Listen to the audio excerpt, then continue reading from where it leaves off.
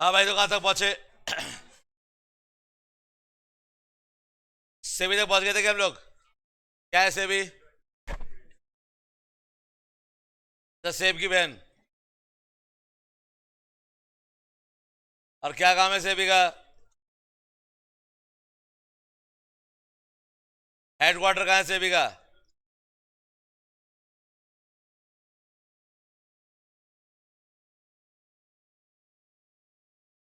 बैंड्रा, बांद्रा, बांद्रा कुर्ला, बादरो बादरो। सो उसके 4 regional office भी हैं, पता है क्या? तो ईस्ट का कहां पर है? ईस्ट का, वेस्ट का, साउथ का, नॉर्थ का। बहुत बढ़िया। बस ऐसे ही याद करते जाइए बेटा, एग्जाम में कहीं दिक्कत नहीं आएगी बेटा। बीसी की आपको फोकट के नंबर बांटेगी, और ये 40 नंबर फोकट के ही है बेटा, ये बिना किसी मेहनत के, बिना ज्यादा एफर्ट लगाए। बच्ची सुनो, तो बिना एफर्ट लगाए, बिना ज्यादा स्ट्रेस लिए, सिंपली कुछ टॉपिक है अगर आप याद करते जाएंगे तो बेटा 40 नंबर फोकट गए बेटा, ये फ्री के बट रहे बेटा। 60 के लिए फिर भी मेहनत की होगी आपने, लेकिन यहां पे ज्यादा मेहनत। तो आइए बेटा, यहां पर सेबी 3 लोगों के लिए काम करता है बेटा। सेबी की जिम्मेदारी कितने लोगों के लिए बनती है बेटा? पहले वो जिन्होंने सिक्योरिटीज यानी शेयर्स इशू किए हैं, कंपनीज। दूसरे वो जिन्होंने पैसा लगाया यानी शेयर्स खरीदे, और तीसरे वो जो शेयर ब्रोकर्स हैं। तो किसी के साथ भी गलत ना हो, ना कंपनी के साथ, ना इन्वेस्टर के साथ, और ना ही शेयर ब्रोकर्स के साथ। ये देखना किसका काम है बेटा। लेकिन क्वेश्चन अब बनेगा बेटा, इसमें से क्वेश्चन नहीं बनेगा यहां से, लेकिन अब इसमें से क्वेश्चन जरूर बनेगा। वेरी इंपॉर्टेंट, मार्क कीजिए बेटा। सेबी के 3 फंक्शन है बेटा। कितने फंक्शन है? पहला है क्वेसी लेजिस्लेटिव, दूसरा जुडिशियल, तीसरा एग्जीक्यूटिव। इसमें से क्वेश्चन कैसे बनता है मैं आपको बताता हूं। 3 ये देगा, चौथा कोई एक्स्ट्रा दे देगा, और पूछेगा कि इसमें कौन सा फंक्शन नहीं है।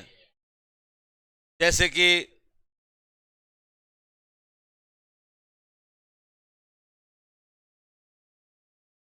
सेबी सेबी सेबी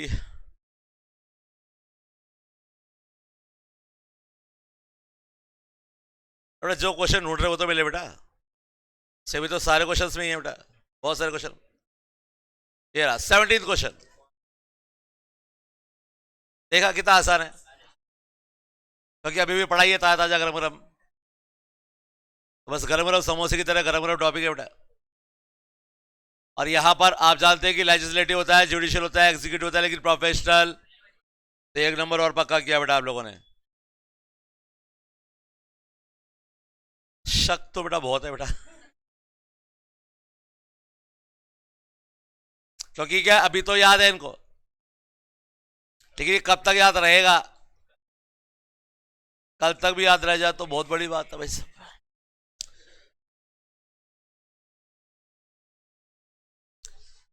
देखिए, एक सिंपल सा रूल है, मैं आपको बताता हूं।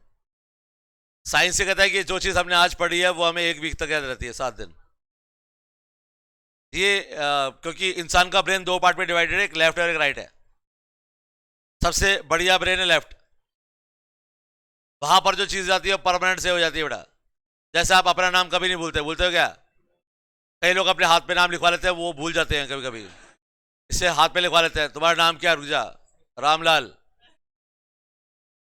तो वो नॉर्मल लोग ऐसे होते हैं जो नाम याद रखते हैं बेटा। जैसे गाने आपको याद हो जाते हैं। अरे बेटा एक्सेप्शन भी तो होते हैं, तो एक्सेप्शन हो बेटा आप।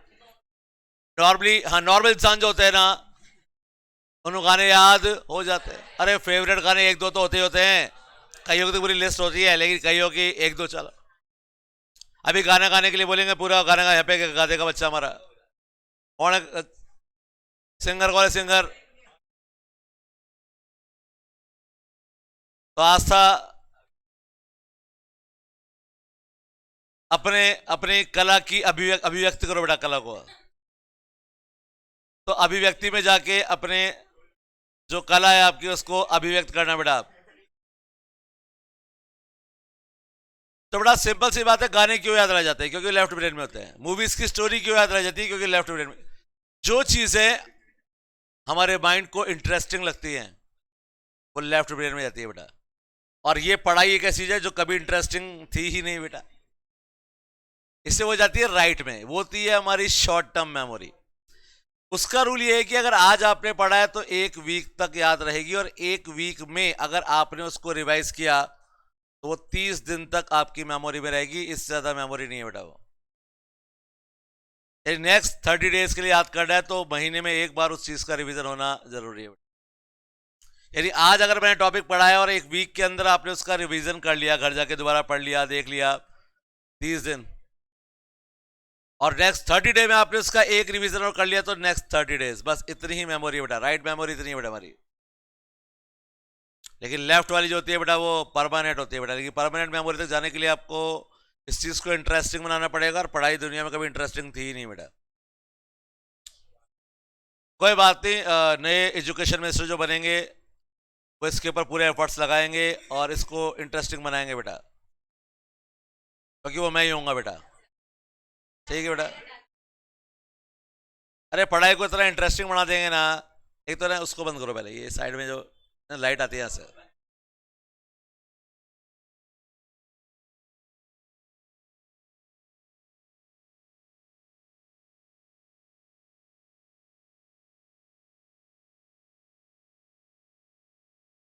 लाइफ में ना कुछ चीजें अगर छोड़ दोगे ना तो लाइफ बहुत आगे जाओगे, जैसे कि फालतू के कमेंट करना। आप कॉर्पोरेट वर्ल्ड में जाने वाले, पता है आपको? शायद आप सीए की पढ़ाई कर रहे हैं शायद, और सीए कौन होते हैं? प्रोफेशनल। जैसे जैसे एक एक स्टेप आगे बढ़ाते जाओगे ना बेटा, आपकी जो मैच्योरिटी का लेवल है अपने आप बढ़ता जाएगा बेटा। क्योंकि मैंने बच्चों को 11th से पढ़ाया है और मैंने उनको फाइनल तक जाते हुए देखा है, फिर मैंने उनके मैच्योरिटी के लेवल को चेंज होते हुए देखा है। 11th में क्या है? अरे यार क्या है? 12th में बोर्ड है, बोर्ड है। फाउंडेशन में थोड़ा बहुत, ज्यादा नहीं, थोड़ा बहुत उसमें मैच्योरिटी आती है। 12th से अगर कंपेयर किया जाए तो फाउंडेशन में थोड़ा सा मैच्योरिटी का लेवल बढ़ जाता है। इंटर में वो मुझे लगता है कि हाँ अब ये वो बच्चा है जिसको आप तसल्ली से बैठ के पढ़ा सकते हो आप, जिसमें क्लास में आपको कहना नहीं पड़ता बेटा चुप हो जाओ, बेटा ये आवाज मत करो, ये नहीं। और फाइनल वाली जो क्लासेस होती है उसमें क्लास में, क्योंकि नॉर्मली सैटेलाइट क्लास चलती है। सैटेलाइट मतलब जो इंडिया की टॉप फैकल्टीज है उनकी रिकॉर्डिंग या पेन ड्राइव लेते हैं बेटा हम लोग, क्योंकि एक इंस्टीट्यूट में सारे सब्जेक्ट मिलते नहीं है बेटा। तो अकाउंट्स हम अपनी टॉप फैकल्टी से पढ़ेंगे, लॉ टॉप फैकल्टी से पढ़ेंगे, डीटीएम बीजी सर से पढ़ेंगे, स्वप्निल पाटिल से पढ़ेंगे। सो बेसिकली क्या होता है कि वहां पर मैंने देखा जब हमारे यहाँ पर कोविड से पहले हम लोग यहीं पे चलाया करते थे रिकॉर्डिंग क्लास, और शामी क्लास में सीएफएल में करीब 250-300 बच्चे हुआ करते थे।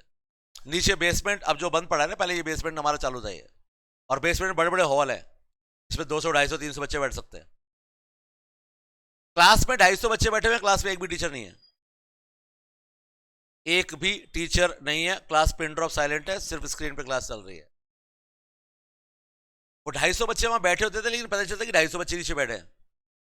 जब ब्रेक होता था 15 मिनट से बाहर आए, बाहर आके उन्होंने कोई चाय कॉफी जो पीनी है पी, और वापस जाके बैठ गए चुपचाप, कोई हो हल्ला नहीं, शोर शराबा नहीं, क्योंकि वो जानता है कि मैं सिर्फ एक स्टेप दूर हूं बस, यहां से एक पैर और रखूंगा ना आगे, आनी खत्म, बन गया सी है। तो उसकी मैच्योरिटी का जो लेवल है बेटा वो अल्टीमेट होता है, उसके पहले वो 2.5 साल की ट्रेनिंग भी कर चुका होता है बेटा, और आर्टिकलशिप में उसको पूरी अकल आ जाती है बेटा। तो आप लोगों की मैच्योरिटी का लेवल अभी थोड़ा सा कम है,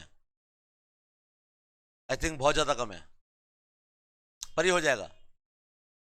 जिस दिन आप इंटर में पहुंचेंगे ना, तो इंटर में पहुंचते पहुंचते आपको रियलाइज हो जाएगा कि आप किस फील्ड के लिए चल पड़े बेटा, और कौन से फील्ड में आपको जाना है। आपको जाना है जिस फील्ड में, वो कॉर्पोरेट वर्ल्ड है बेटा, और कॉर्पोरेट वर्ल्ड में एटिकेट सबसे ज्यादा मैटर करते हैं बेटा। जिस दिन आप कॉर्पोरेट वर्ल्ड में पहुंच गए ना बेटा, तो वहां पे सबसे इंपॉर्टेंट चीज जो आपके लिए होगी वो एटिकेट्स होंगे बेटा आपके।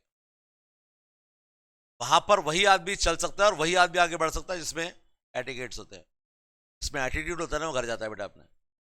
कॉर्पोरेट वर्ल्ड है बेटा, लात लगाने में 2 मिनट लगाता है बेटा वो, और वो आपको टॉप पर पहुंचाने में भी 1 मिनट लगाता है बेटा, और वो दोनों आप पर डिपेंड करता है बेटा। सीए बन जाना इस बात की गारंटी नहीं है कि आप अच्छी जिंदगी जिएंगे, ये बात ध्यान रखना बेटा। मैं एक टीचर हूं, एक लेक्चरर, लेकिन मेरे जैसे लाखों लोग हैं जो आज भी स्कूल में 15 से 20 हजार की नौकरी कर रहे हैं बेटा, है तो भी टीचर ही ना। तो टीचर बनना इस बात की गारंटी थोड़ी कि आप करोड़ों रुपए कमा लोगे, लाखों करोड़ों कमाओगे आप। और 20 हजार रुपये महीने कमाते हैं और यहाँ 20 हजार, छोड़ो।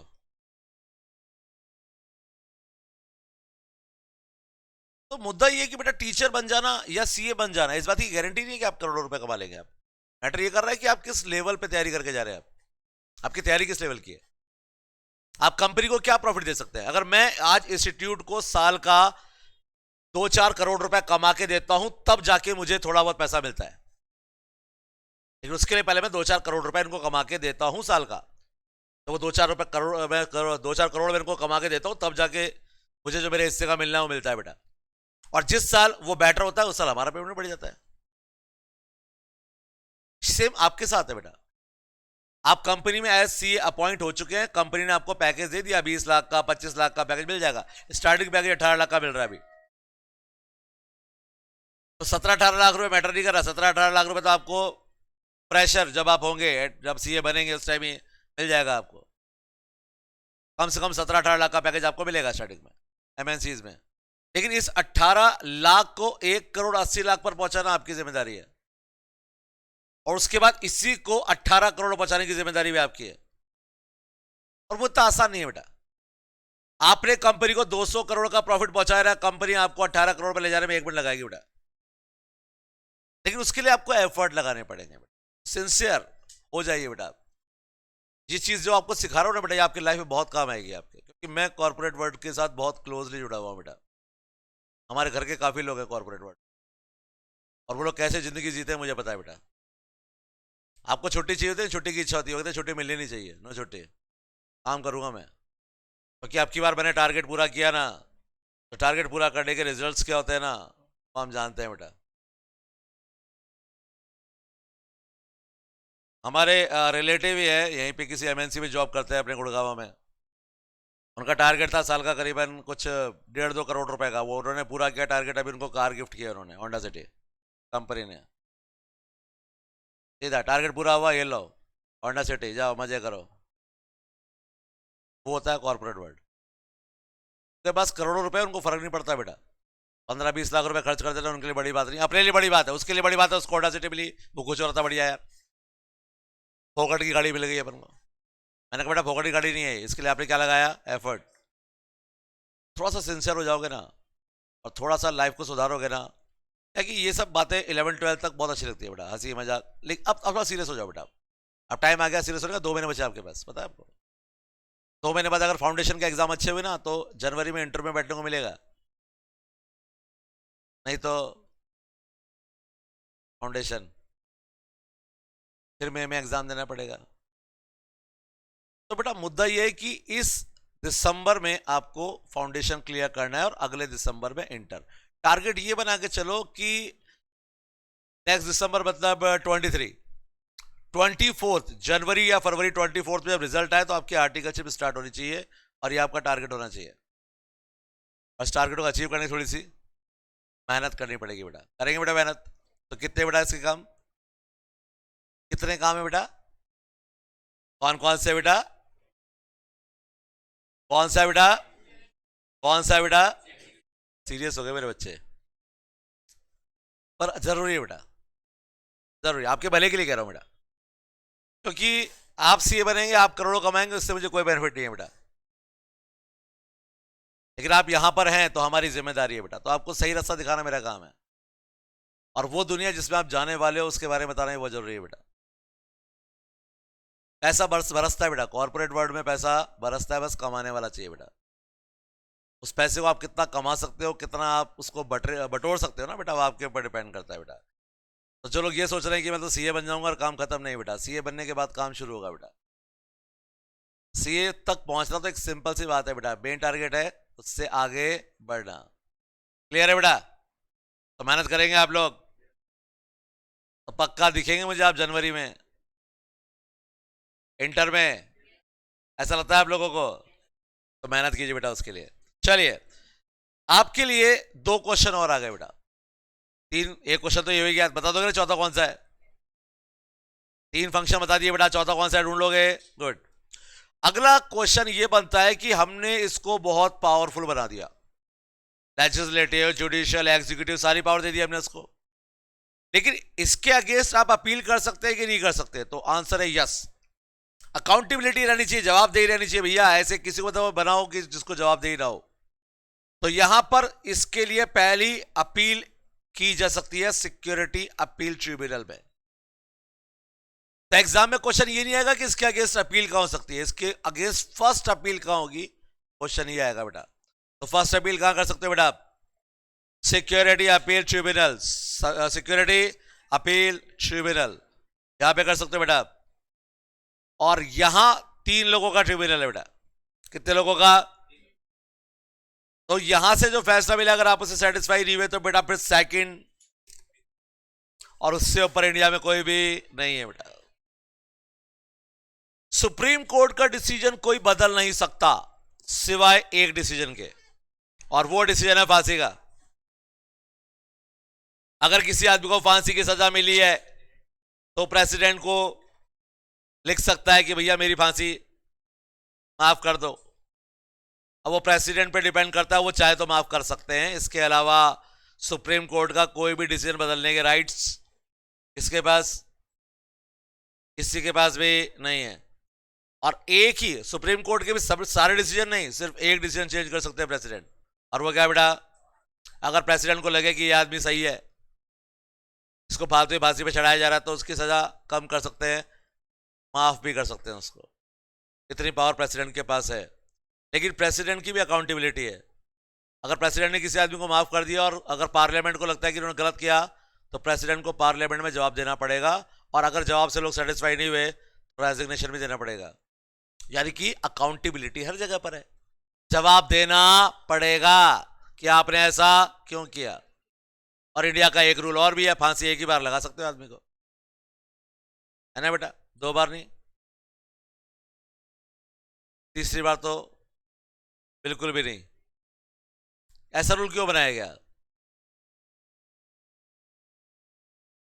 कि इंडिया में एक आदमी को एक ही बार फांसी पे चढ़ाया जा सकता है?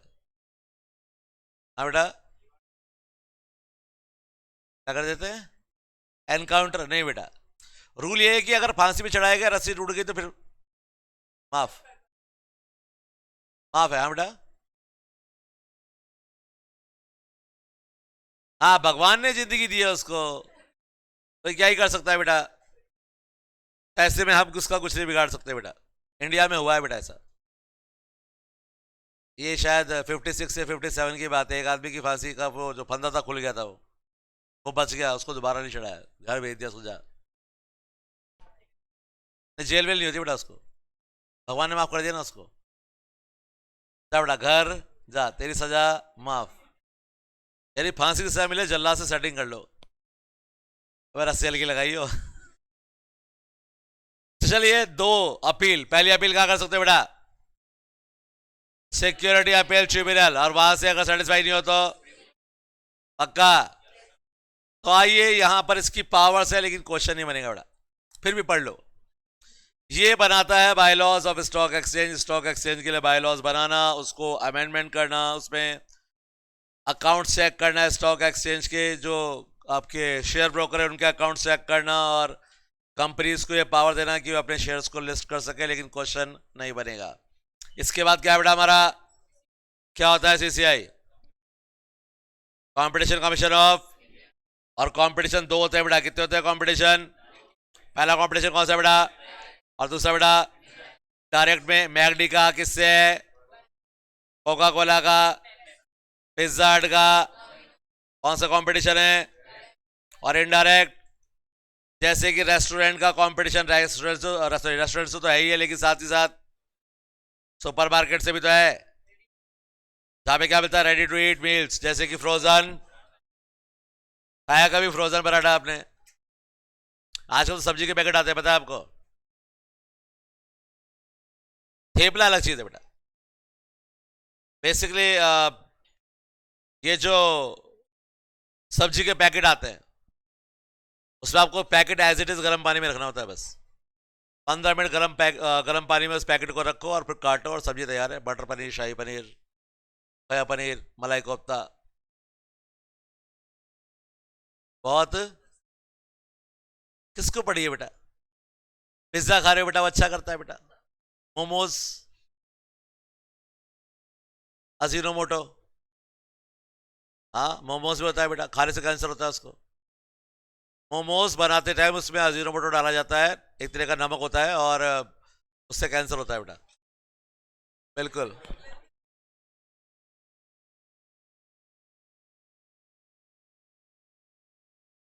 हाँ, तो और कौन सी हेल्दी चीज खा रहे हो बेटा आप लोग? गोलगप्पे खा रहे हो, सही है बेटा। मोमोज खा रहे हो वो अनहेल्दी है, बर्गर खा रहे हो वो अनहेल्दी है, पिज्जा खा रहे हो वो अनहेल्दी है। कहा कह रहे हो हेल्दी? छाछ गुड। सिर्फ छाछ रावड़ी पे जिंदा हो बेटा।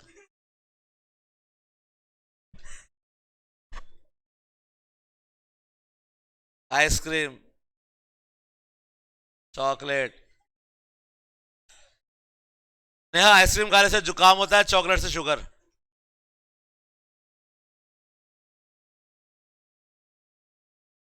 और नहीं बेटा, सर्दियों में आइसक्रीम बिल्कुल मत खाना बेटा, क्योंकि सर्दी में आइसक्रीम खाते हैं मुंह से निकलती है, नाक से।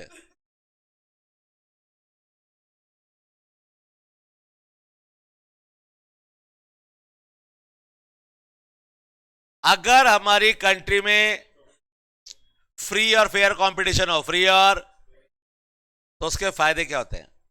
इससे इनोवेशंस बढ़ते हैं, एफिशिएंसी बढ़ती है। पनिश द लेगर्ड्स, जो फेयर कंपटीशन नहीं होने देते उन्हें हम क्या कहते हैं बेटा? लेगर्ड्स। क्या होता है लेगर्ड्स? भाग मिल्खा भाग मूवी देखिए आपने? रेस होने वाली होती है, एक दिन पहले जाके उसके हाथ पांव तोड़ देते हैं, वो क्या होते हैं? लेगर्ड्स। अरे तुम्हें दम है तो रेस में जीत के दिखाओ ना, खुद के दम पर। ये क्या कि सामने लगे हाथ पांव तोड़ दिए? तो ऐसे लोगों को क्या कहा जाता है बेटा? जैसे आपके कुछ फ्रेंड्स भी होंगे जो खुद तो पढ़ लेते हैं, जब आपके पढ़ने की बारी आती है तो आपको फोन पे लगा लेते हैं, और भाई क्या हाल है? अरे छोड़ पढ़ाई बेटा यार, बातें करेंगे। तो ऐसे दोस्तों से सावधान।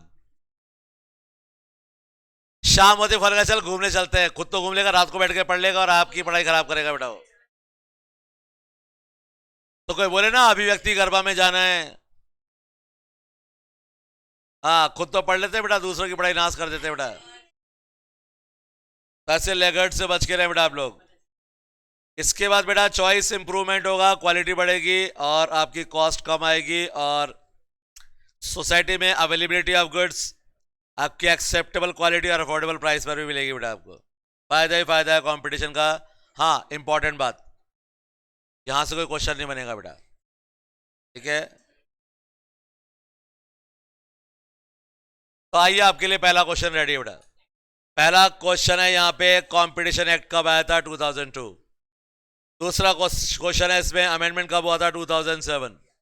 दो क्वेश्चन बने बेटा यहां से। पहला क्वेश्चन, कंपटीशन एक्ट कब आया बेटा, और बेटा अमेंडमेंट कब हुआ? बहुत बढ़िया बेटा। इसके फीचर्स क्या हैं? ये कंपटीशन एक्ट बनाया गया था कि जो एडवर्स इफेक्ट डाल रहे हैं कंपटीशन पे उनके खिलाफ एक्शन लेंगे। प्रमोट एंड सस्टेन कंपटीशन, बिल्कुल, ताकि इससे कंज्यूमर को फायदा मिले। देखो, बिल्ली की लड़ाई में बंदर का फायदा होता है बेटा। एक कार थी, दो बिल्लियां लड़ रही थी रोटी को लेके, बंदर आया, बोले मैं खिलाऊंगा, मैं आधा आधा कर दूंगा, ये ज्यादा हो गया तो ये मैं खा लेता हूँ, फिर दो रोटी बांटते बांटते पूरी रोटी खा गया। तो बिल्ली की लड़ाई में फायदा हमेशा किसका होता है? और बंदर हमें बेटा, कंज्यूमर्स। और बिल्लियां कौन है बेटा? कंपनीज। एयरटेल, वोडाफोन, जियो सब लड़ रहे थे, हम सस्ता देंगे, हम सस्ता देंगे, जियो बोला फ्री। तो बिल्ली की लड़ाई फायदा किसका हुआ? हम चाहते कि लड़ते रहें और हमें फ्री में। वेरी गुड बेटा। उसके बाद फ्रीडम ऑफ ट्रेड भी होगा यहाँ पर। अब यहाँ पर आपके लिए बनेगा इंपॉर्टेंट क्वेश्चन, यहाँ पे मार्क करो इंपॉर्टेंट। वैसे लास्ट चैप्टर में भी अंडरलाइन कराया था कि दोबारा कर लो बेटा। जैसे कि मैंने कल आपको बताया था कि लास्ट चैप्टर में बताया था कि एमआरटीपी एक्ट ने रिप्लेस किसको किया था? सॉरी, सीसीआई ने कॉम्पिटिशन एक्ट ने रिप्लेस किसको किया था? With the enforcement of competition act 2002, MRTP act dissolve. Replace किसको किया इसने? एमआरटीपी एक्ट को। तो यहाँ पे क्लियर ध्यान रखिएगा कि कंपटीशन एक्ट ने रिप्लेस किया है एमआरटीपी एक्ट को। इंपॉर्टेंट क्वेश्चन है, इसलिए यहाँ पे इंपॉर्टेंट मार्क किया बेटा मैंने। और इसी एक्ट की वजह से हमें क्या मिला बेटा? सीसीआई मिला। क्या मिला बेटा? Competition commission of. तो आइए सीसीआई में से आपका पहला क्वेश्चन।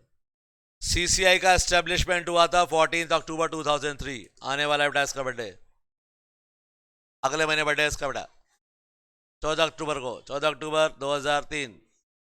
इसके बाद अगला क्वेश्चन बनेगा बेटा इसका बोर्ड है जिसमें एक चेयरपर्सन होता है, 6 अदर मेंबर्स होते हैं appointed by central government, total 7 लोग। याद रखिएगा, इंपॉर्टेंट क्वेश्चन है ये। चेयरपर्सन कितना बेटा इसका? और मेंबर कितने बेटा? टोटल कितने लोग कमीशन है बेटा? चलिए, बहुत बढ़िया। इसके बाद वापस वही काम है जो आपने ऊपर पढ़े थे, पर इंपॉर्टेंट बात यह है कि इंपॉर्टेंट नहीं है, देख लो फिर भी।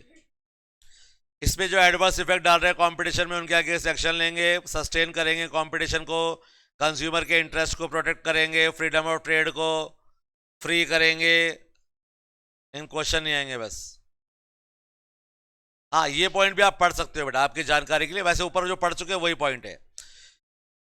Work for the benefit and welfare of consumers, ensure fair and healthy competition, competition policy को इंप्लीमेंट करेंगे। अब बेटा आप पढ़ना चाहो तो पढ़ लेना, क्वेश्चन तो बेटा बनने वाला है नहीं बेटा ऐसे, फिर भी जानकारी के लिए पढ़ना चाहो तो पढ़ लेना।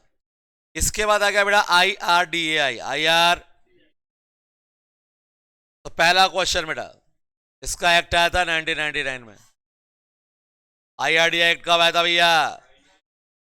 और IRDAI एक्ट 1999 अलाउ करता है प्राइवेट प्लेयर को कि वो इंश्योरेंस सेक्टर में आ सकते हैं 26% FDI के साथ। लेकिन प्लीज याद रखिएगा 26% को एग्जाम में लिख के मत आइएगा, क्योंकि अब इनकी FDI लिमिट बढ़ चुकी है और बढ़ के 49% हो चुकी है बेटा। तो आपको याद ये नहीं रखना है, आपको याद रखना है ये कि परसेंट में FDI लिमिट कितनी है भैया इंश्योरेंस में। अभी तो आप देखते हो कि आजकल कितनी सारी कंपनीज आ गई, देखते हो ना आप, इतनी सारी कंपनियों के ऐड आते हैं, इतनी सारी कंपनियां आ गई कि बेचारों ने मिलके एक ही ऐड बना लिया, policybazaar.com। आप policybazaar.com पे जाइए और कंपेयर कीजिए सबसे सस्ता कौन सा है और उसी से क्या ले लो आप, इंश्योरेंस। तो आपकी जानकारी के लिए बता दूं आपको, आप तो इकोनॉमिक्स के स्टूडेंट है, आपको पता होना चाहिए बेटा। इंश्योरेंस लेते टाइम ये नहीं देखना आपको कि प्रीमियम कितना है बेटा, इंश्योरेंस लेते टाइम ये देखना है कि केस सेटलमेंट रेशियो कितना है, यानी वो कंपनी कितने % लोगों को क्लेम देती है बेटा। तो नॉर्मली होता है कि कंपनी प्रीमियम जो कम लेगी ना बेटा, उसका केस सेटलमेंट रेशियो भी कम होगा बेटा। कई बार तो कुछ कंपनी का केस सेटलमेंट रेशियो 50% है, यानी 100 लोग अगर क्लेम करते हैं, पैसा मांगते हैं, तो 50 को पैसे देते हैं बेटा लोग, बाकी 50 के जो क्या कहते हैं उसको क्लेम होते हैं उनको अटका देते हैं बेटा वो लोग। जैसे कि वो पिक्चर थी OMG, एक्ट ऑफ गॉड। आपकी दुकान किससे गिराई और वो जाके केस लड़ भी लिया और जीत भी गया बेटा, ऐसा पिक्चरों में ही होता है बेटा। रियलिटी में आप जाओ, भगवान पे केस करने जाओ, अगर आपका केस एक्सेप्ट भी हो जाए ना तो मैं मान लूंगा बेटा आपको। और प्रूव कैसे करोगे आप? जैसे उसने किया था वैसे। मतलब इंडियन मूवीज लाइक कुछ भी सामने 300 लोग खड़े हैं, गन लेके गोलियां चला रहे, हीरो अकेला खड़ा है, एक गोली लग रही है उसको, और वो आंख बंद करके ऐसे 1 2 3 ये ले, उसकी सारी गोलियां सही निशाने पे लगती है और एक गोली लगने पे मर जाता है, चाहे पैर पे लगी हो। हीरो को 15-20 लगेगी फिर भी क्या कभी जिंदा हूं मैं क्या? अरे यार मतलब वो दिखाओ जिसको लोग एक्सेप्ट कर सके यार, वो दिखा रहे जो फिर हंसी आती है मेरे को तो लिटरली। साउथ तो और भी अल्टीमेट है।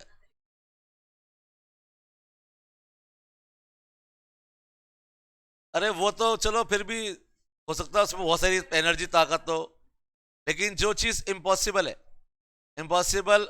मैं उस दिन देख रहा था, कोई पता नहीं टीवी ऑन की, तो पुलिस वाला खड़ा था, 3-4 गुंडे थे, उससे बंदूक निकाली, गोली खत्म थी उसके पास, रही थी, उसने केला निकाला, केले से गर्दन काट दी, 3-4 लोगों की गर्दन काट दी केले से। भाई कौन सी साइंस है? गोली और चाकू किसकी स्पीड फास्ट होती है according to science? According to movies चाकू। हीरो ने देखा गोली एक ही है, गोली एक, सामने आदमी कितने खड़े हैं? 2, दोनों हंस रहे हैं ऐसे, ठीक है बेटा, ऐसे उसने गोली चलाई, चाकू फेंका, चाकू से गोली कट गई आधी आधी, आधी इसको लगी आधी उसको लगी, दोनों मर गए। हाँ मुर्गी मुर्गी, हाँ, तीर से मुर्गी चलाई उसने, मुर्गे। मतलब चलो मुर्गी से इंसान मरा, चलो ठीक है, वो एक्सेप्टेबल हो सकता है शायद। अरे यार गोली काट दी भाई, मतलब गोली चलाई और फिर बाद में चाकू फेंका, गोली वेट कर रही थी चाकू आएगा, और कट के गोली आधे डायरेक्शन में जाएगी, आधी इधर आधी इधर। अरे यार मतलब कहते ना, छोड़ो, no comments, no comments. IRDI बनाया गया था इसलिए कि फेयर ट्रीटमेंट मिले पॉलिसी होल्डर्स को। नहीं बेटा, क्वेश्चन नहीं आएंगे बेटा, ऐसे जानकारी के लिए पढ़ रहे हैं बेटा। तो इसका काम है फेयर ट्रीटमेंट। कौन सा ट्रीटमेंट? मतलब अगर आदमी क्लेम करने जाए तो उसको पैसा मिले, ये आईआरडीआई को देख रहे हैं। स्पीडी और ऑर्डरली ग्रोथ होनी चाहिए इंश्योरेंस इंडस्ट्री की, high standard of integrity, financial soundness, fair dealing, ये सब होनी चाहिए। स्पीडी सेटलमेंट होना चाहिए जेन्युइन क्लेम्स का, लेकिन 40% क्लेम जेन्युइन होते ही नहीं है, ये भी तो दिक्कत है ना बेटा। लोग कौन से कम है? हम कंपनियों को दोष देते हैं तो लोग कौन से सही हैं? फैक्ट्री में सामान पड़ा है और वो खराब होने वाला है, शॉर्ट सर्किट तो हो सकता है ना, बस फिर क्या है, स्टॉक 1 करोड़ का है, रात को स्टॉक रजिस्टर में 2 करोड़ का स्टॉक दिखाया और रात को शॉर्ट सर्किट हो गया, आग लग गई, 2 करोड़ का सामान जल के खत्म, क्लेम ठोक दिया, लाओ साहब 2 करोड़ रुपए, जबकि सामान कितने का था? 1 करोड़ का, और वो भी खत्म। तो 1 करोड़ के कितने वसूल लिए? 2 करोड़। आप लोग सब पढ़े लिखे लोग हैं, नहीं पढ़े होते तभी भी एक क्वेश्चन का आंसर दे सकते बेटा। मकान बना हुआ है, नीचे बेसमेंट खोदोगे तो क्या होगा? मकान बना हुआ है पहले से, बेसमेंट खोदोगे तो क्या होगा? ये बात इंश्योरेंस कंपनी को समझ में नहीं आई बेटा। जयपुर का केस है, मकान बना हुआ था, नीचे बेसमेंट खोदा, मकान गिर गया, उसने क्लेम ठोक दिया, पैसा ले लिया, उसके बाद 8 मंजिल बिल्डिंग बना दी बेटा। ये तो कॉमन सेंस की बात है, मकान बना हुआ है, बेसमेंट खोदोगे तो क्या होगा? आज अपनी ये बिल्डिंग बनी हुई है, बेसमेंट तो खैर खुदा हुआ, और बेसमेंट खोदे तो क्या होगा बेटा? वेरी गुड बेटा। तो मुद्दा ये है कि ऐसे से क्लेम करते हैं लोग, गाड़ी कम ठुक जाती है, बड़ा क्लेम चाहिए होता है, जोर से खुद जाकर ठोक देते हैं, लो गाड़ी का काम करवाना, पैसे नहीं है, जो ठोक दे ले, सीधा क्लेम ठोकेंगे बाद में। तो बेटा ये सब गलत है। तो यहाँ पे ये बिल्कुल सही है कि जो जेन्युइन क्लेम्स है उनका स्पीडी सेटलमेंट होना चाहिए, लेकिन यहाँ पर ज़्यादातर क्लेम जेन्युइन होते नहीं है बेटा। और इंश्योरेंस लेते टाइम आप ये ना देखें कि प्रीमियम कम किसका है, आप ये देखें कि केस सेटलमेंट रेशो किस कंपनी का ज़्यादा है। तो प्रीमियम पे ना जाए बेटा, सेटलमेंट रेशियो पे जाए कितने लोगों को पैसा देते हैं वो लोग, वरना जब पैसा चाहिए होगा बेटा तब नहीं मिलेगा आपको। आपका next question, important question, RDI act के सेक्शन 14 में इसकी ड्यूटीज और पावर्स को बताया गया है बेटा, वेरी इंपॉर्टेंट, यहां से क्वेश्चन बनेगा बेटा।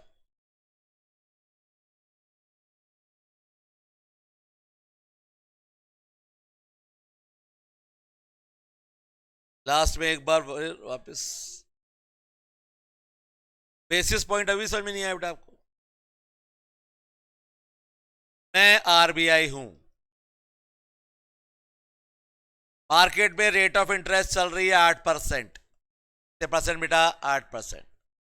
मुझे इसे 50% कम करना है, तो मैं 50% कम नहीं करूंगा, मैं 50 बेसिस पॉइंट कम करूंगा बेटा, क्योंकि 50 बेसिस पॉइंट इक्वल्स टू 50%, नहीं 0.50%, 0.50।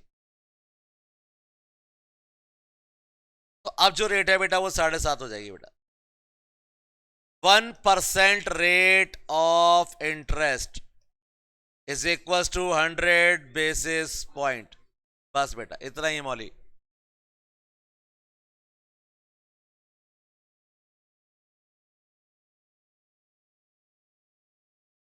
चलिए इसके बाद वापस से बताए गए हैं इसके कुछ काम, और अगेन वही कहानी है कि बेटा क्वेश्चन तो नहीं बनेगा लेकिन पढ़ लो। ये इश्यू करते हैं एप्लीकेंट्स को registration, renew, modify, withdraw, suspend, कुछ भी कर सकते हैं रजिस्ट्रेशन को। ये प्रोटेक्शन देते हैं पॉलिसी होल्डर्स को, क्वालिफिकेशन और कोड ऑफ कंडक्ट डिसाइड करते हैं एजेंट्स के लिए, सर्वेयर्स के लिए भी कोड ऑफ कंडक्ट होता है, रूल्स रेगुलेशन होता है, लेकिन वो भी इंसान ही होते हैं बेटा। कौन होता है बेटा, हमने जैसे कि फैक्ट्री में आग लगी गई थी और 2 करोड़ का क्लेम किया, तो सर्वेयर तो आएगा चेक करने के लिए कि 2 करोड़ का नुकसान हुआ भी है कि नहीं हुआ है। फिर आके उससे देखा, बोले भाई साहब नुकसान तो 1 करोड़ का हुआ है, आप 2 करोड़ का दिखा रहे हो। तो हमने उसको 10 लाख रुपए दिए। कितने रुपए दिए, तो उसने बताया कि नुकसान 3 करोड़ का हुआ है, हम कम का क्लेम कर रहे थे, हमें 3 करोड़ का क्लेम करना चाहिए, क्योंकि वो भी इंसान ही था बेटा, और वो भी इंडियन। अरे खतरनाक लोग। बाकी पॉइंट्स बेटा इन्फॉर्मेशन जानकारी के लिए जरूर पढ़ें आप लोग, और पढ़ के जाना, इंपॉर्टेंट है ना, पढ़ के जाना, क्वेश्चन नहीं बनेगा लेकिन इंपॉर्टेंट है बेटा। अब जो जितना आपने अभी तक पढ़ा है ना, सबका शॉर्ट में टेबल है बेटा। हालांकि जो आपको अंडरलाइन करवाया वो इस टेबल में नहीं है, इसलिए वो तो पढ़ के ही जाना बेटा। ताकि जब आप पूरा चैप्टर पढ़ चुके हो तब लास्ट में एक बार इस टेबल को देख जाना, वही सब है कि डेट कब कब है, कौन कौन से एक्ट है वगैरह, ये सब आपको मैं अंडरलाइन करा चुका हूँ, लेकिन दोबारा एक बार पढ़ लेना बेटा, लेकिन पढ़ लेना है, इसको पढ़ने में कोई बुराई नहीं है बेटा। इसके बाद बचता है बेटा हमारे फंडिंग इंस्टीट्यूशंस। तो यहां पर आइए बेटा, अंडरलाइन कीजिए फटाफट से।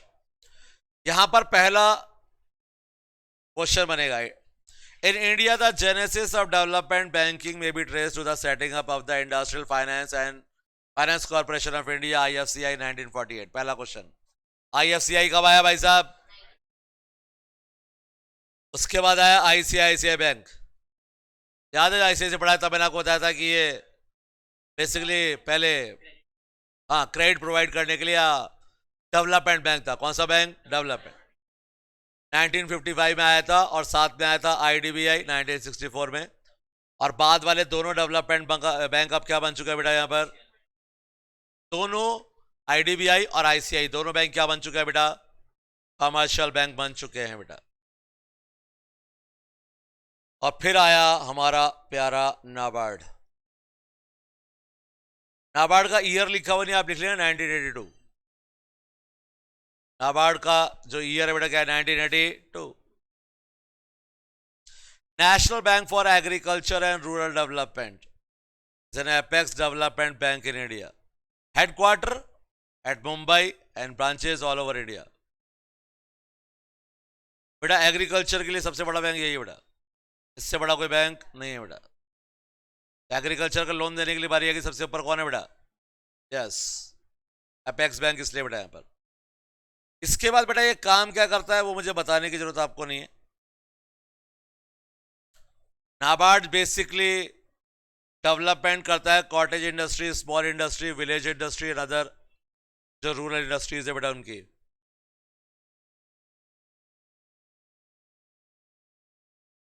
इसमें से बेटा आपके लिए दो क्वेश्चंस बनेंगे बेटा, ऊपर जो पढ़ चुके हैं उसके अलावा।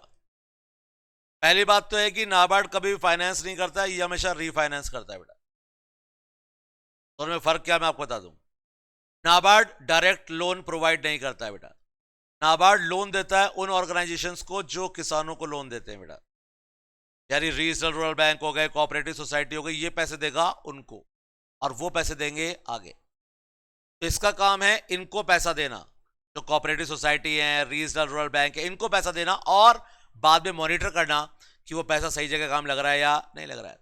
तो ये आरबीआई से पैसे लेता है, आरबीआई से पैसे, और इन सबको देता है, और देने के बाद क्या करता है, मॉनिटर कि पैसा सही जगह काम हो रहा है या नहीं। तो बड़ा ये रीफाइनेंसिंग इंस्टीट्यूशन है, फाइनेंसिंग इंस्टीट्यूशन नहीं है।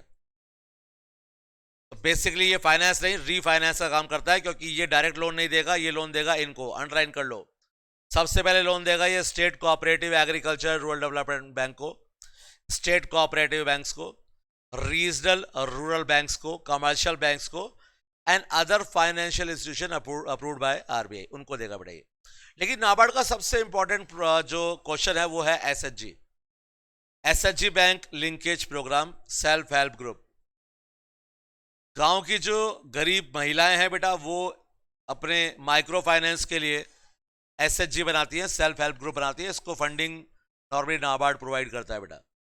तो एसएचजी बैंक लिंकेज प्रोग्राम है ताकि जो गांव के लोग हैं उनको पैसे के लिए बाहर नहीं जाना पड़े या किसी और पे डिपेंड नहीं होना पड़े, वो सेल्फ डिपेंडेंट हो और लोन का जुगाड़ अपने लिए खुद कर सके। तो उसकी हेल्प करने के लिए कौन है बेटा, नाबार्ड।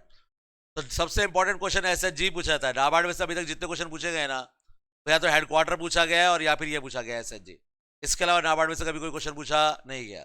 क्लियर है क्या बेटा? यहां पर खत्म हो जाती है बेटा इस चैप्टर की कहानी। So any question, any doubt बेटा?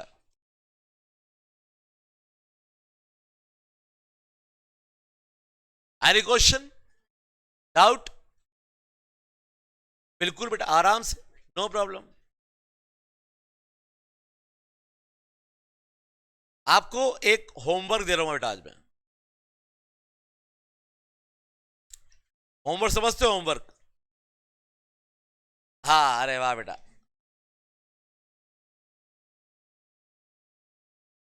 तो कई लोग तो बेटा ये काम करेंगे नहीं, कई तो पीजी में रहते होंगे, है ना। सब होमवर्क तो होम पे होता है, हमारा तो होम है ही नहीं, हम तो पीजी में रहते हैं। तो जो पीजी में रहते हैं उनके लिए पीजी वर्क, ठीक है। जो रूम लेके रहते हैं उनके लिए रूम वर्क, जो घर पे रहते हैं उनके लिए होमवर्क। ये आपका चैप्टर 6 है। जो फ्लैट में रहते हैं, फ्लैट घर ही होता है बेटा। इतने ओजस्वी लोग कहां से आते हैं हमारे देश में, इंडिया। नेहा, एसएलआर इसलिए रखा जाता है क्योंकि अगर आज आपने बैंक में 100 रुपए जमा कराए और कल 10 रुपए मांगने गए तो बैंक क्या बोलेगा? बैंक के भी तो खुद के डेली ट्रांजेक्शन होते हैं बेटा। आपने आज बैंक में 100 रुपए जमा कराया, कल आप 10 रुपए मांगने गए तो बैंक क्या बोलेगा? खत्म हो गए पैसे, सॉरी, हम आपको पैसे नहीं दे सकते। नहीं बेटा, उसको डेली ट्रांजेक्शन करने के लिए कुछ पैसे रखने होते हैं, इसलिए एसएलआर रखा जाता है, बैंक अपने पास रखता है बेटा। ओके नेहा?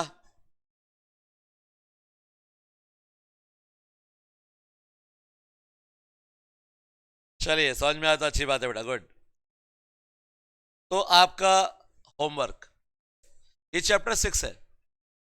इस चैप्टर 6 में दी हुई टर्मिनोलॉजी।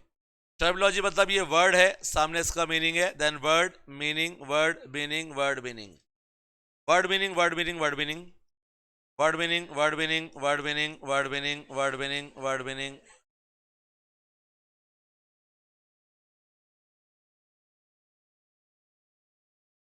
आपको सिर्फ क्या करना है, रीड करना है एक बार, सिर्फ रीड करना है एक बार। बिल्कुल आएगा बेटा, 6-7 क्वेश्चन आएंगे। लेकिन लेकिन लेकिन लेकिन इस चैप्टर में से क्वेश्चन दो ही तरीके के आते हैं बेटा। या तो वर्ड देकर उसका मीनिंग पूछेगा और उसमें 4 ऑप्शन देगा, और या फिर मीनिंग देके पूछेगा इसका वर्ड। इसके अलावा और कोई क्वेश्चन नहीं आता बेटा। तो वर्ड देके मीनिंग, मीनिंग देके वर्ड, वर्ड देके मीनिंग और मीनिंग देके वर्ड। इसमें जितने भी वर्ड्स आप पढ़ेंगे करीबन 20 से 25 पॉइंट्स ऐसे होंगे जिनको पढ़ने के बाद आपको डाउट आएगा। तो आपने एक बार इसको रीड कर लेना है, और फिर बहुत सारे ऐसे आएंगे जिनमें आपको कोई डाउट होगा ही नहीं और हो ही नहीं सकता बेटा किसी भी कंडीशन में, क्योंकि आप मुझसे आके इंटरनेट बैंकिंग के बारे में तो पूछेंगे नहीं बेटा, गारंटर क्या होता है, एजुकेशन लोन क्या होता है बेटा, ये तो आप मुझसे नहीं पूछेंगे, ये डिपॉजिट स्लिप क्या होती है बेटा, ये तो कहीं कोई पूछोगे बेटा, या फिर एटीएम क्या होता है, चेक क्या होता है, कैश रिजर्व क्या होता है, बाउंस चेक क्या होते हैं, बेसिस पॉइंट क्या होते हैं, बैंक रेट क्या होता है, बैलेंस ट्रांसफर किसको बोलते हैं, एटीएम क्या होता है, एटीएम। इसके अलावा बेटा जैसे यहां पर है क्वेश्चन की, हमारे सेल्स प्रमोशन क्या होते हैं, पब्लिसिटी क्या होती है, प्राइस इलास्टिसिटी क्या होती है, मर्जर क्या होता है, मार्केट क्या होता है, जॉइंट वेंचर क्या होता है, फोरकास्टिंग क्या होती है, डायरेक्ट मार्केटिंग क्या है, कंज्यूमर, सब कुल मिलाकर ये है कि एक बार पढ़ना है आपको। पढ़ने के बाद जो जो वर्ड्स आपके पल्ले नहीं पढ़ेंगे, जैसे कि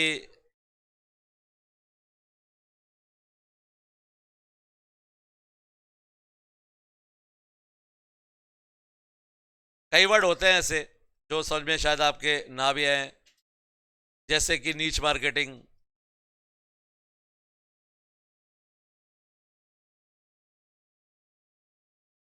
नीच, दैट इज नीच, हाँ, नीचे मार्केटिंग। और भी हैं बेटा ऐसे वर्ड्स जो आपको समझ में नहीं आएंगे, बदला, बेटा, बदला भी है, बेटा भी है, ब्लू चिप्स भी हैं, हाँ, लेज वाले, अरे लेज वाले नहीं है वो, उसका नाम ब्लू चिप्स है, सांड भी है, बालू भी है, ये होता है देखो, ये ब्लू चिप्स, ये बदला, ये बेटा, बीटा, बेटा तो हम बोलते हैं, वैसे बीटा है वो, लेकिन हम बोलते हैं उसको बेटा। और भालू भी है, और जेम्स बॉन्ड भी है, जेम्स बॉन्ड।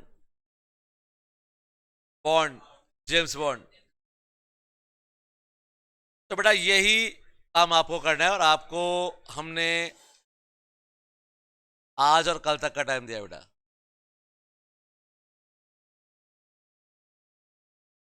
बेटा आज क्या थर्सडे है ना, आज थर्सडे है, तो आज हम स्टार्ट कर देंगे चैप्टर 1 जो खत्म हो जाएगा कल, और 2 स्टार्ट करेंगे तो सैटरडे को तो क्या नहीं होगा वो, हाँ, तो मंडे तक मान लो आप, तो मंडे तक ये हो जाना चाहिए, तो मंडे की क्लास संडे को बेटा देखते हैं, और अगर संडे को क्लास ले लूंगा तो ही ले लूंगा, मंडे को तो नहीं लूंगा बेटा मैं, क्योंकि मंडे को अष्टमी है बेटा, जय माता की, उस दिन छुट्टी, हाँ, फिर ट्यूसडे को क्लास होगी बेटा, संडे को ले खत्म कर दें, संडे को लेके और कहानी खत्म।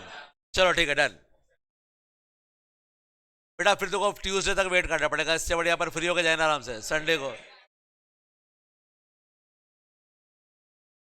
सिर्फ 2 घंटे क्लास, कोई 4-5 घंटे क्लास नहीं रख रहा हूँ, सिर्फ 2 घंटे क्लास है बस, और वो भी सुबह सुबह नहीं रखूंगा मैं, करीबन 10-11 बजे के आसपास रखेंगे, 11 बजे आओ, 1 बजे आओ, 11 से 1, सुबह सुबह नहीं, आराम से, सुबह हम भी पूजा पाठ करेंगे तो लेट ही आएंगे बेटा। तो स्टार्ट करने जा रहे हैं चैप्टर 1, उससे पहले 10 मिनट का ब्रेक, जाओ फटाफट घुमाओ।